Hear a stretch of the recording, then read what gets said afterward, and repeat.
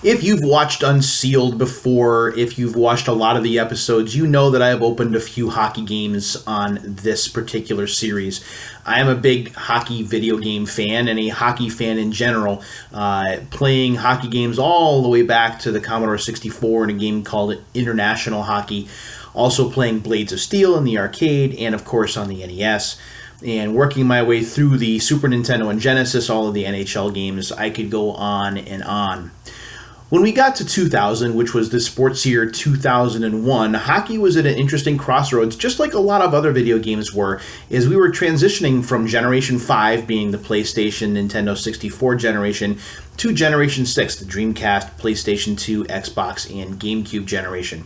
So, to kick off that generation, hockey saw NHL 2001 for the PS2, a game that I opened on this very show.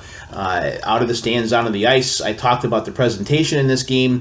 I talked about how it is imperfect, but still a big step up from where we were in the original PlayStation, especially in terms of presentation. They also did some really cool things like the bullet time effect for goals, and Bill Clement and Jim Houston did a nice job with commentary in this game. It was pretty much what I would have expected for a new generation hockey game, and while it was certainly imperfect, I enjoyed it very much. And we did get original PlayStation support as well. This is NHL 2001 right here. Forgive the old Electronics Boutique / FuncoLand / GameStop sticker. I forget which one it is. I think this is FuncoLand still up here. Out of the stands, onto the ice, just like it said on the other one. Those are the screens for the game. You can see it looks considerably worse, but again, we're talking about hardware that at this point is 5 years old. So the simulation aspect of hockey was well represented. We also had that particular year, we had NHL Face-Off 2001, and we were coming off of Fox NHL Championship 2000 as well, which is an underrated and oft overlooked hockey simulation for the PlayStation. But in this episode, we're not going to talk simulation. We're going to be talking about arcade hockey, and there's not nearly enough of it. For arcade hockey, we had NHL Open Ice, and that was pretty much it until 2000. And until we got this game, the subject of this episode of Unsealed, which will be better than the last, where we actually have a really, really factory-sealed game and not a resealed game from Amazon like we saw with NFL Full Contact. What I have here, as again voted by my friends on Twitter, is a sealed copy of NHL Rock the Rink. This guy right here. You can see the ID sticker at the top. This is sealed. This is factory sealed. I've been sitting on this for a while. I meant to do this last year during hockey season. I did not get around to it, so I am not wasting any time, as today was the official start of the NHL season for 2021. So I thought, what better time to go ahead and open up a sealed hockey game than tonight. So this is an arcade-style hockey game. This is not simulation aspected. It is over the top. There are a lot of heavy hits. It seems to take some of its cues from Mutant League Hockey for the Genesis, but it is a different game. The way that the characters are, the character art and character design is not really mutant, and it's not really like horror aspected. It is more just over-the-top, crazy-looking character art, lots of scoring, over-the-top commentary, and just a lot of fun to play, at least in my opinion. I have been looking forward to opening this for some time, as I'd mentioned, because while I do have a copy of the game and it's in decent shape, to be able to have a brand new copy of this, I think, is a pretty nice deal. So we do see on the back of the case here, Madness on Ice. You can take a look at what some of the screenshots look like there. This is an officially licensed game, by the way, by the NHL and the NHLPA. So we're getting real players, even though they're not really looking like themselves in this particular game. And we do have a laundry list of features that I'm going to be going over here, as I always do on this show. So the features include gravity-defying air dekes. Arcade-style moves include the tornado, corkscrew, helicopter, and leapfrog. So there are all kinds of different crazy shots you can take. And if you've played NHL Open Ice before, some of these are going to look kind of familiar. They're just crazy over the top. You would never really see them. It seems to almost take a little bit of its influence from NBA Jam, but it does some other things differently too. And we'll talk about those shortly. Wrestling in the Rink. Hit them hard with the clothesline, cannonball, power slams, and other fat finishing moves. Yes, there are finishing moves on ice. No, it is not like that over the top. It is an E rating, by the way, so you don't have to worry about any blood or anything like that. But there are some cartoonishly violent things that you can do on the ice in terms of hits as well. Bonus play, earn hot streaks and unlock new scoring, stick handling, hitting, and fighting moves. One of the things I like about this game a lot is its progression system, where you keep playing through a gradual ladder of teams, and as you play through these teams and beat each one, you're unlocking more equipment for your own team and your own players. It is a nice system of progression. It really tempts you and talks you into playing all the way through rather than kind of stopping halfway, because you want to see what the next thing is or the next piece of equipment is that you will unlock for your team. So that is a definite bonus. It is a definite asset with Rock the Rink. Reap the rewards. Winning unlocks special skate sticks and other upgrades. So we talked about that a little bit. More ways to take the ice. Game features 3-on-3, first to 10, and old-time hockey in over 10 rundown arenas. So you have multiple ways to play the game here. Again, keeping in mind it is very arcade influenced. NHL teams or fantasy clubs, all 28 teams, and all new Rock the Rink teams as well. So you have realism, or at least some licensing. So if you want to play as the actual players from the 2001 season, that's awesome. If you want to play some over-the-top, weird-looking dudes, you certainly can do that as well. It notes that it's brought to you by EA Sports. There you go, right there. And we're going to go ahead and we're going to open this. We're actually going to double dip tonight, and I'm going to open two games, both games that I mentioned on Twitter, this one and one more, which I'll take out in just a moment. So let's go ahead and try and get this open. I'm hoping that this isn't going to be overly difficult to open because I have scissors, but it can be kind of frustrating. There we go. So I'll take the plastic off there just like this.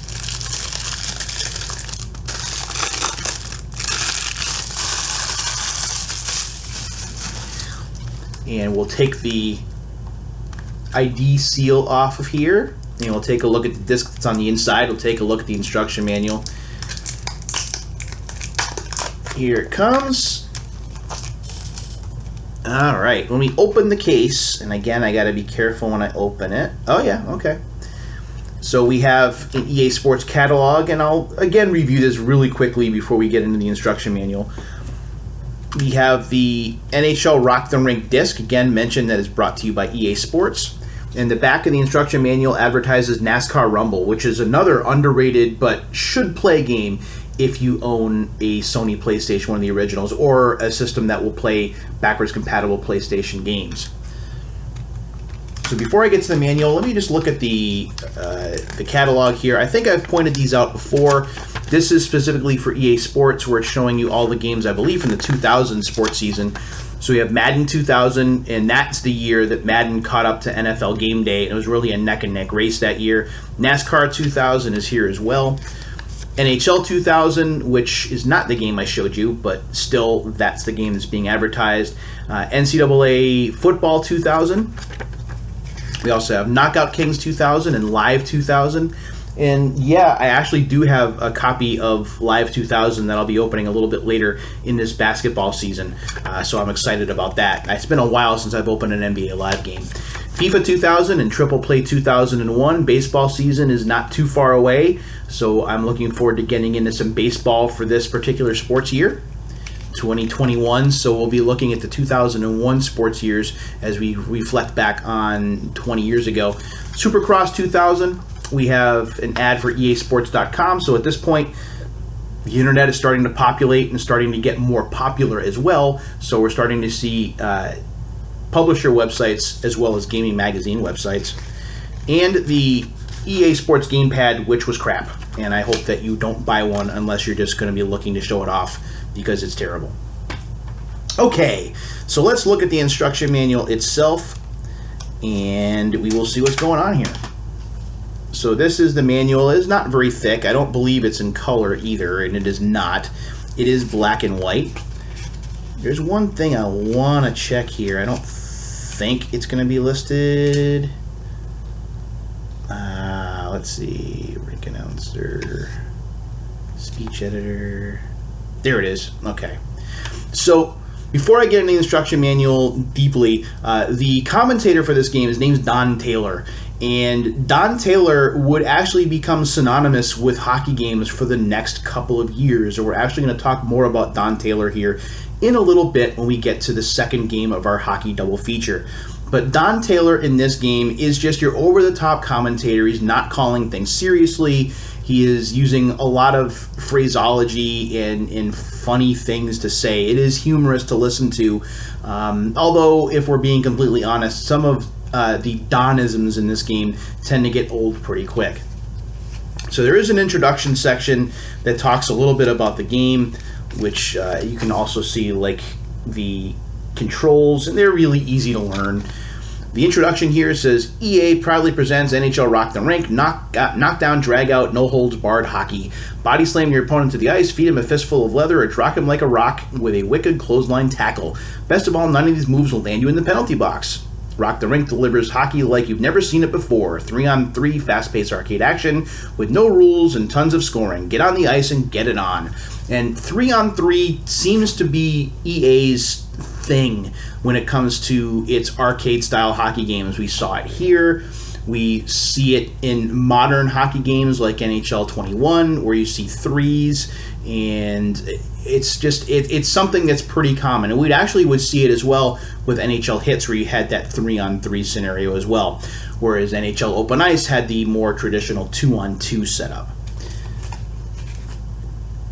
So what's interesting about this game is, at least to me, is the ability to just do huge checks. It's not just about scoring in this game. It's about hitting your opponent and hitting your opponent hard.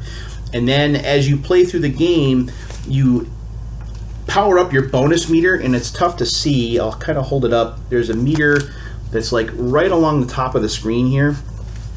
And when that meter gets filled up, it's kind of like your team being on fire.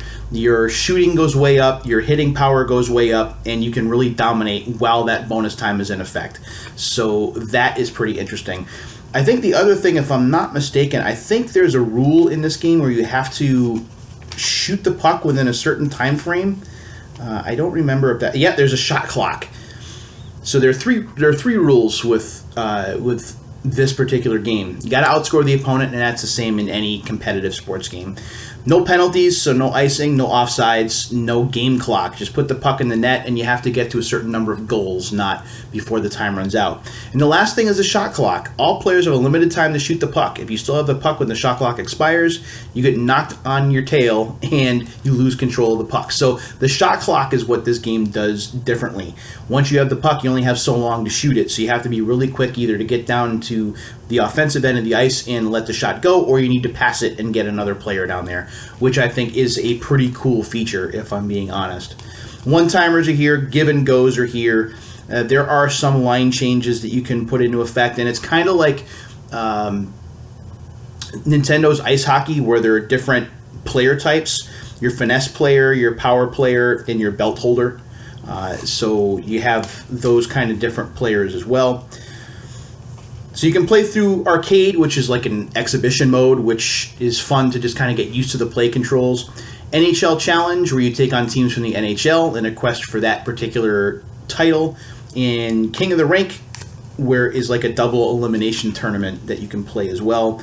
The game tracks records. You can certainly unlock a bunch of different things as well when you play. There are other options you can turn on and off, like catch-up logic, just like your midway NHL games and NBA games. You can turn that off if you want the game to be more fair. There are different difficulty levels and more. So this really, to me, I think is a fun game to play. If you don't own this for your PlayStation and you're at all an arcade sports fan, or especially an arcade sports fan who loves hockey, then this game is definitely for you. The last thing I'll mention about this game before we move on to our next is there's some licensed music here. Celebrity Skin by Hole is played during the intro sequence. There's some Hanson Brothers tracks in here as well for you hockey fans. Face Puller is also in the game as well. So let me try that again. The soundtrack, I think, is pretty good. So that is NHL Rock the Rink. It is an arcade-style hockey game that embraces the chaos for sure. And if you don't have this in your original PlayStation library, I highly recommend seeking it out. It is not that expensive. Even to get a sealed copy these days doesn't run you a lot of money, so you can do exactly what I did in this video and open a sealed copy of the game. So the other thing that I want to do, and I gotta see if I can find it here, is I have one more game to open. And hang on one second. Okay, so the other game we're going to open up is NHL 2002, which is the sequel to NHL 2001, this guy right here. So with this new game, things change.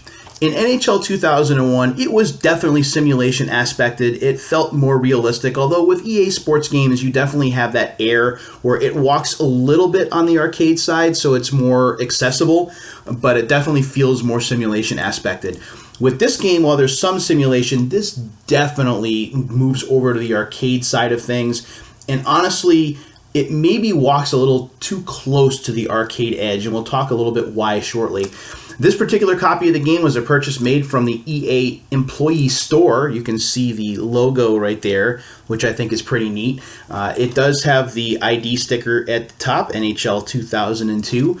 And the tagline for this game is "Be the Hero." And yes, that is Super Mario Lemieux as the cover athlete for this game for the Penguins, number 66, one of the best to ever do it. So this is what the game looks like. And you can see Mario making his breakaway in toward the net. We do have the NHL cards continuing, and we'll talk more about those. And this right here I thought is pretty interesting. It's the game story, where when there are certain things that go on during the game, like after scoring a goal or in the break of in a break in the action, you'll get these here that kind of tell you a little bit about what's going on throughout the game, kind of tying things together. It's very TV style, and it's something that I really liked, and I wish that EA would do a bit more in their games. So we're going to go ahead and we're going to open this up as part 2 of our NHL doubleheader. And I have my trusty scissors this time because I want to be able to open this up without wasting too much time. So there we go. And again, this does have the this was purchased at the EA store, the EA employee store, so I am wondering whether that matters or not. I don't think it does, but we will find out. And we will take the seal off the top. This, by the way, is just like NHL 2001, is on blue-backed CD-ROM. It is not a DVD-ROM, so if your PlayStation 2 is one of those that struggles with that particular kind of disc, the blue-backed disc, just keep that in mind as you may have difficulty playing this particular game. Take that off there like that. And when we open up the case, oh, get out of there. When we open up the case, I gotta be careful. Nice, this is in really good shape. So when we open up the case, we got Super Mario there. We've got the instruction manual as well. And before we get too far into it, I do want to read off the features of the game, as there are a few. Ice level action. Experience hockey's greatest moments with the new breakaway, save, and hit cams. So again, we have more presentation choices being made where there are some close-ups or some slowdowns that go on when you're breaking away. When there's a big save, sometimes the game action will stop and they'll show the save from different angles. So that's an interesting presentation choice. Player cards, right? So we saw the NHL cards down here, and we saw those with NHL 2001 as well, where before Ultimate Team was a thing, you would earn these cards by doing things in-game, like scoring 3 goals or getting 3 assists or doing any number of different tasks in the game. Then you could collect the cards, and you could play the cards as cheats or power up your players depending on what you had unlocked. Definitely, at least in my opinion, more fun than Ultimate Team. Even though you're not playing fantasy, you are unlocking all of these within the game without paying any extra money, so that is definitely cool. Get the whole story. That's the game story setup that I was showing you right down here. Get in the game. Put yourself in the game with a new Create a Player Face Builder. It's not great, but I was able to make a player that looks kind of sort of like me, and I would definitely take that. Show off your stick work. New animations allow you to reach for passes, lift passes, and kick the puck up with your stick. And there's EA Tracks in the game. Before it was called EA Tracks, we have licensed music from Bare Naked Ladies, Sum 41, and more in this particular game. I am a big fan of rock music from this particular era, that late 90s through most of the 2000s, that new metal that most of you can't stand. I actually really like. So for me, soundtracks in these games are a pretty big deal and introduced me to some bands that I just didn't know up to that point. So now let's go ahead and take the instruction manual out. It is a fairly thick instruction manual, if we're being honest. Take a look here. It is not all that thin. It is fairly thick, and there's an ad for NBA Live 2002 on the back there, where Life in the Paint is what's being advertised. The manual is about 35 pages long. I'm wondering if they're listing the music that's in the game. They do not, which is too bad. But when we take a look at the manual, it is all in black and white. It's not in color. And yeah. So introduction. This is what I like to read. EA Sports hits the ice for another season of all-out power play hockey. This time you're the hero shooting the game-winning one-timer or knocking away that last-ditch slap shot by your opponents. Play-by-play announcing and color analysis by Jim Houston and Don Taylor bring the reality of the NHL right to your PlayStation 2 console. With 6 different game modes, including an in-depth career mode, NHL 2002 brings you more hockey action than ever before. Talking about player cards, talking about lights, camera, action with the new breakaway cam, the game story feature, pumping up the crowd with the emotion meter, and it's in the game talking about reaching for passes, kicking the puck up to the stick, and exquisite saucer passes are all being promised. What's interesting about this game, the approach that EA took with this particular game versus 2001, is that the commentary is not serious. And I think that's the thing that tended to tick off a lot of people and maybe push them more towards 2K when NHL 2K3 would debut the following year. Jim Houston and Don Taylor, while they do play off of each other and are pretty funny in spots, it feels more comedic than serious, especially for a simulation aspected game, and it's not for everyone. For me, I laugh at a lot of the commentary. I think that it's pretty funny, but I'm one of those guys that will watch Jackass the movie 10 times in a row. I'm a sucker for silly humor. So for me, it doesn't bother me all that much, but for more serious, purist players, I think that the commentary and the approach that the commentary team took and the writers took with this game really kind of irritated them a little bit. And as I said, with the next year, with NHL 2K3 versus 2003, we really didn't see much change, and a lot of buzz was being generated for 2K3 that year. And that's why with NHL 2004 versus ESPN NHL Hockey, it was all sim all the time, and the battle was on. And honestly, NHL 2K would dominate for 2004 and 2005 sports years, at least in terms of reviews. In terms of sales, I believe that NHL outsold both those games, but in terms of in terms of reviewers and critical acclaim, it was all about 2K, and it really started with this game. Not necessarily the way it plays, although it's certainly arcade style, but more the presentation and especially the commentary. It really didn't feel like EA took this seriously. They went to a weird dimension, and the thing that this has in common with Rock the Rink, of course, is the inclusion of Don Taylor doing commentary. Moving Bill Clement off of the commentary team was an odd choice, although he was working with ESPN at the time for ESPN NHL. So I can kind of understand why that happened, but I don't think that Don Taylor was the best long-term choice. And he would only stick around for 2 seasons, this year and 2003, before being replaced once again. So, what do I think of this game in general? I like it. Again, I do think it's a little bit more arcade aspected, not as quite over the top as Rock the Rink, but certainly not as simmy, you would call it, as NHL 2001.